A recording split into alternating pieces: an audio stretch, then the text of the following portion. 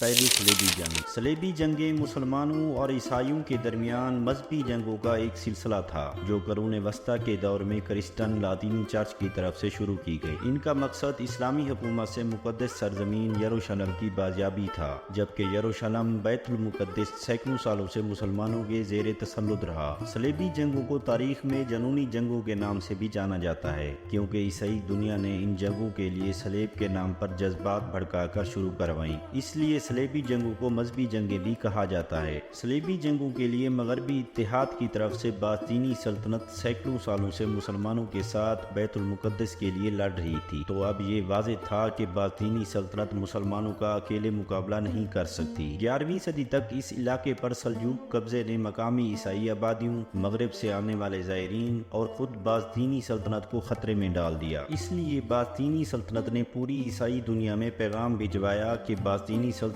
اور عیسائی دنیا کو مسلمانوں سے خطرہ ہے اور اس کے لیے عیسائیوں کو اپنی حفاظت کے لیے متحد ہونا چاہیے۔ اگلے 250 سال پر محیط صلیبی جنگوں سے تقریباً 1.5 ملین افراد متاثر ہوئے۔ مغربی یورپ میں مسلمانوں اور عیسائیوں کے درمیان یورپ اور قسطنطنیہ میں جنگ شروع ہونے سے پہلے ہی حملے شروع ہو چکے تھے۔ اسپین پر مسلمان 300 سال پہلے سے ہی حکومت کر رہے تھے۔ پوپ اربن دوم نے مغربی یورپی ممالک جیسے جرمنی، فرانس، اٹلی، انگلینڈ اور دیگر یورپی ممالک میں موجودہ عیسائیوں کو صلیبی جنگ کے لیے متحد ہونے کے لیے راضی کیا۔ پوپ اربن II نے مسلمانوں کے خلاف مذہبی جنگ کے لیے تمام مسیحی حکمرانوں کو قسطنطنیہ آنے کی دعوت دی۔ قسطنطنیہ ایک عیسائی علاقہ تھا جو مسلمانوں کے پاس تھا۔ عیسائیوں کے تمام مذہبی اور مقدس مقامات مسلم علاقوں میں تھے۔ یروشلم بیت المقدس عیسائیوں کے لیے بھی ایک مقدس مقام ہے، کیونکہ حضرت عیسیٰ علیہ السلام یہاں پیدا ہوئے، لیکن بیت المقدس کو مسلمانوں نے سینکڑوں سال پہلے فتح کر لیا۔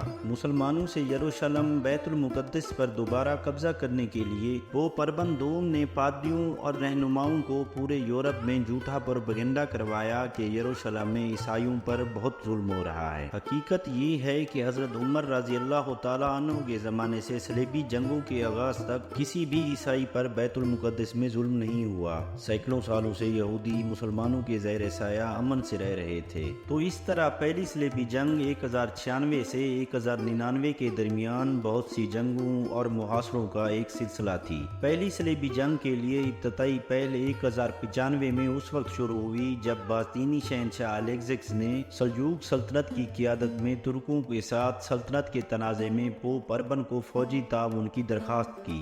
اس کی پیروی سال کے آخر میں عیسائیوں کی کونسل نے کی، جس کے دوران پوپ اربن دوم نے فوجی مدد کی باستینی درخواست کی حمایت کی اور وفادار عیسائیوں پر زور دیا کہ وہ یروشلم کی فتح کے لیے روانہ ہوں۔ اور پوپ اربن دوم کے عوام میں خطابات کی وجہ سے پورے یورپ میں مذہبی جنونیت کی آگ بھڑک اٹھی۔ وہ مسلمانوں سے لڑنے اور بیت المقدس پر دوبارہ قبضہ کرنے کے مقصد سے قسطنطنیہ کی طرف روانہ ہوئے۔ اس کے بعد صلیبی 2 حصوں میں تقسیم ہو گئے۔ ایک حصے کی قیادت پیٹر دی ہارمٹ اور دوسرے کی قیادت والٹر سنس کر رہے تھے۔ پیٹر دی ہارمٹ نے بغاوت کر کے اپنی مہم تیز کر دی، کیونکہ وہ مسلمانوں سے سخت نفرت کرتا تھا۔ بہت ہی کم وقت میں پیٹر دی ہارمٹ کے جھنڈے تلے تقریباً 1.5 ملین صلیبی جمع ہوئے۔ صلیبیوں کی ایک بہت بڑی فوج نے والٹر سنس کی قیادت میں اگست 1096 میں مقدس سرزمین بیت المقدس کی طرف مارچ کیا۔ صلیبی فوج ہنگری سے گزرتے ہوئے اپنے ہی لوگوں پر اتنا ظلم کیا کہ ہنگری کے لوگ ایک ہی مذہب کے ہوتے ہوئے ان کے خلاف ہتھیار اٹھائے اور صلیبیوں پر شدید حملہ کیا۔ ان کے ہزاروں آدمی مارے گئے۔ والٹر اور اس کے چند ساتھی بڑی مشکل سے بچ نکلے۔ زرگوٹس کا محاصرہ۔ اسی طرح 1096 میں زرگوٹس قلعے کا محاصرہ ہوا، جو اناطولیہ کی سرحدی علاقوں میں واقع ایک ترک قلعہ تھا۔ کلج ارسلان اول کے کمانڈر الجانس کے ماتحت تھا۔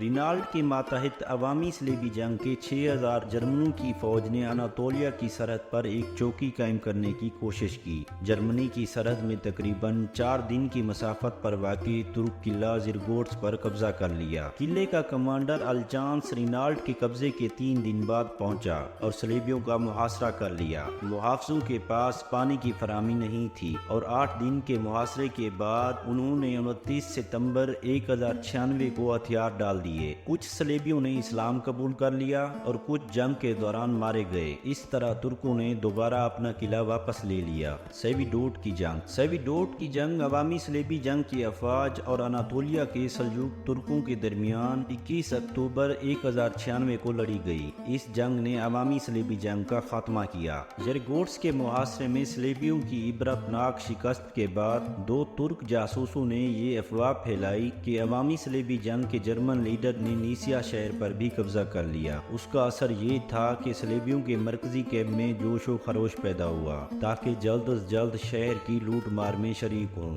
ترک فوج نیسیا شہر میں آنے والی سڑک پر انتظار کر رہی تھی۔ پیٹر دی ہارمیٹ صلیبی جنگ کا برائے نام رہنما سامان کا بندوبست کرنے کے لیے قسطنطنیہ واپس چلا گیا۔ تاہم جیفری بوریال، جس نے عوامی صلیبی جنگ کی افواج کی کمان سنبھالی، اور 21 اکتوبر کی صبح 20,000 کی فوج نے کیمپ میں عورتوں، بچوں، بوڑھوں اور بیماروں کو پیچھے چھوڑ کر نیسیا کی طرف مارچ کیا۔ کیمپ سے 3 میل کے فاصلے پر جب فوج تنگ وادی میں داخل ہوئی تو کلجرسلان کی ترک فوج عوامی صلیبی فوج کا انتظار کر رہی تھی۔ صلیبیوں نے زور و شور سے مارچ کیا اور ترک فوج نے تیروں کی بارش کر دی۔ فوری طور پر خوف و ہراس پھیل گیا اور چند منٹوں میں ہی عوامی صلیبی فوج کیمپ کی طرف واپس ہٹنا شروع ہوئی۔ زیادہ تر صلیبی فوجی مارے گئے۔ بعض مورخین کے مطابق 60,000 سے زیادہ صلیبی مارے گئے۔ خواتین، بچوں اور ہتھیار ڈالنے والوں کو چھوڑ دیا گیا۔ عوامی صلیبی فوج کا لیڈر جیفری بوریال اور اس کے 3,000 ساتھی ایک لاوارث محل میں پناہ حاصل کرنے میں کامیاب ہوئے۔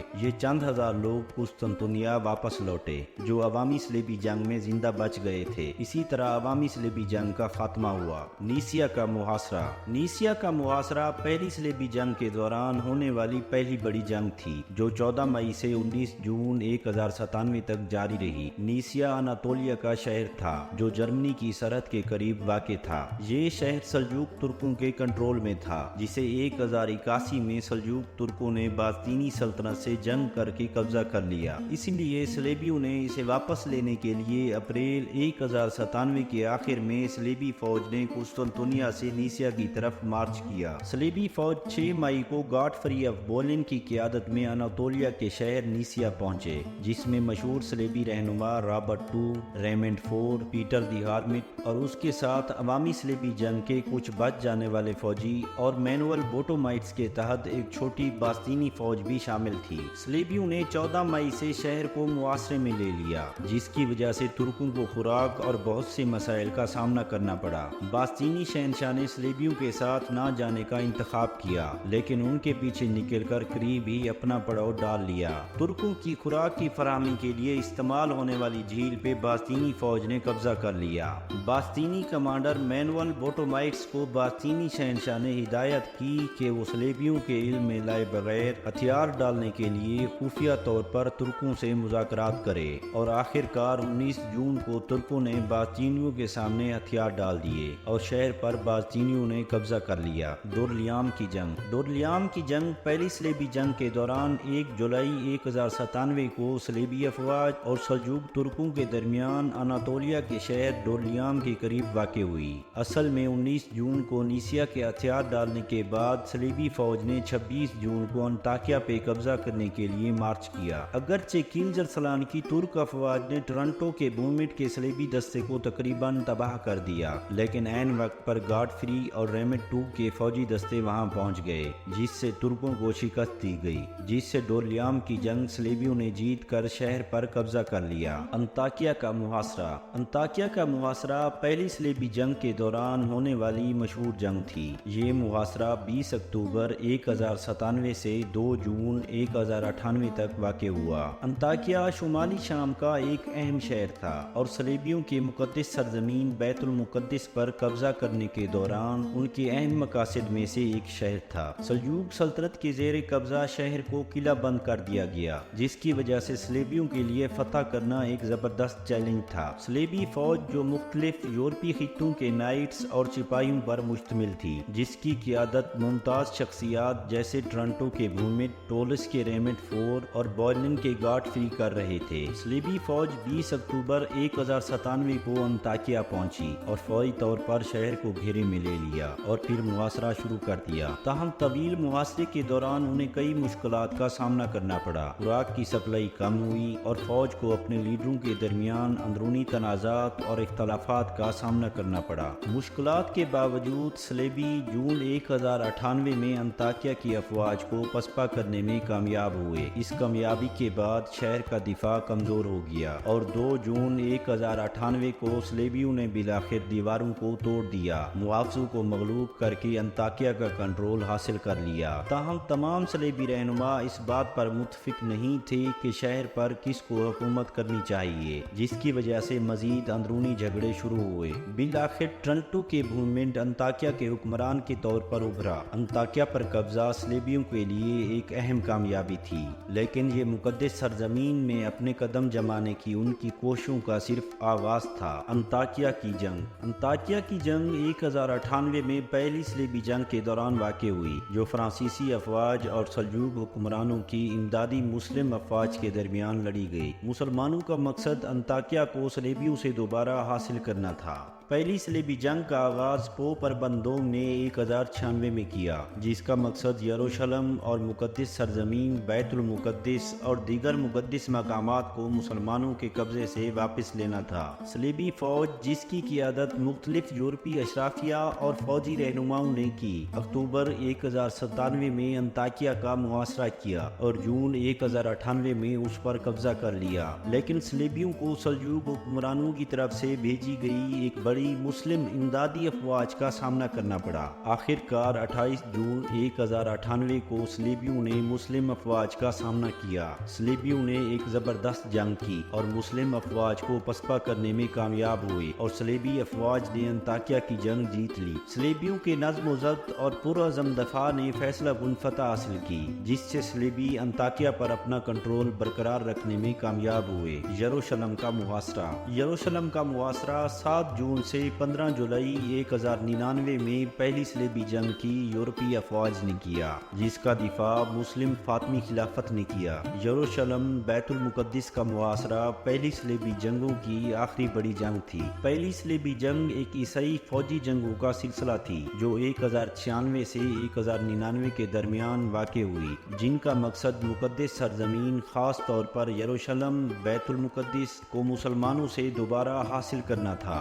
بیروت سے آگے صلیبی فوج کیرا کے فاطمی خلفاء کے علاقے میں داخل ہوئی، جو شیعہ مسلمان ہونے کے ناطے سنی سلجوقیوں اور بغداد کے خلفاء کے دشمن تھے۔ اگست 1098 میں فاطمیوں نے یروشلم پر قبضہ کر لیا، اس لیے پہلی صلیبی جنگ کی آخری جنگ صلیبیوں اور مصر کے فاطمیوں کے خلاف تھی، نہ کہ سنی مسلمان سلجوقیوں کے خلاف تھی۔ فاطمی گورنر افتخار الدولہ نے صلیبیوں کی آمد کی خبر سن کر شہر کو محاصرے کے لیے تیار کیا۔ 7 جون 1099 کو صلیبی یروشلم کے بیرونی قلعوں تک پہنچ گئے، جسے فاطمیوں نے صرف 1 سال پہلے سلجوقوں سے دوبارہ حاصل کیا تھا۔ شہر کی حفاظت 4 کلومیٹر لمبی ایک دفاعی دیوار سے کی گئی۔ صلیبیوں نے اپنی فوج کو 2 حصوں میں تقسیم کر دیا۔ ایک حصے کی قیادت بویلن کے گاڈفری رابرٹ II اور ٹینگریٹ نے شمال سے محاصرہ کرنے کا منصوبہ بنایا، جبکہ ریمنڈ فور نے اپنی فوج کو جنوب میں کھڑا کیا۔ فاطمیوں کو اب 2 محاذوں پر لڑنے کے لیے تیار رہنا تھا۔ اپنی پوزیشن سنبھالنے کے بعد صلیبیوں نے 13 جون کو اپنا پہلا حملہ کیا، لیکن وہ ناکام رہے کیونکہ ان کے پاس محاصرے کے سامان کی بہت کمی تھی، اس لیے صلیبی پیچھے ہٹ گئے۔ صلیبیوں نے یہ فیصلہ کیا کہ جب تک وہ اپنا سامان حاصل نہ کر لیں جو کہ ان کے امدادی دستے لے کر آ رہے تھے، تو اس وقت تک صلیبیوں نے حملہ کرنے کی کوشش نہیں کی۔ 17 جون 1099 کو صلیبیوں نے جفا کی بندرگاہ پر انگریز اور جنوبی جہازوں کی آمد کے بارے میں سنا۔ یہ بحری جہاز صلیبیوں کے محاصرے کی سامان کی تعمیر کے لیے تمام ضروری سامان اپنے ساتھ لے کر آئے۔ صلیبیوں نے محاصرے کے ہتھیاروں کی تعمیر شروع کر دی۔ انہوں نے تقریباً 3 ہفتوں میں 11ویں صدی کا بہترین محاصرے کا ساز و سامان تیار کر لیا۔ صلیبی افواج اب حملہ کرنے کے لیے تیار تھی۔ 14 جولائی 1099 کو صلیبیوں نے حملہ کیا۔ گاڈفری اور اس کے اتحادیوں نے یروشلم کی شمالی دیوار پہ حملہ کیا۔ دن کے اختتام تک وہ دفاع کی پہلی لائن میں گھس گئے۔ جنوبی طرف سے ریمنڈ II کی فوج کو فاطمیوں کی طرف سے زبردست مزاحمت کا سامنا کرنا پڑا۔ 15 جولائی کو شمالی محاذ پر حملہ دوبارہ شروع ہوا۔ گاڈفری اور اس کے اتحادیوں نے کامیابی حاصل کی اور ایک صلیبی نائٹ لوڈلوف آف ٹورنائی دیوار پر چلنے والا پہلا شخص تھا۔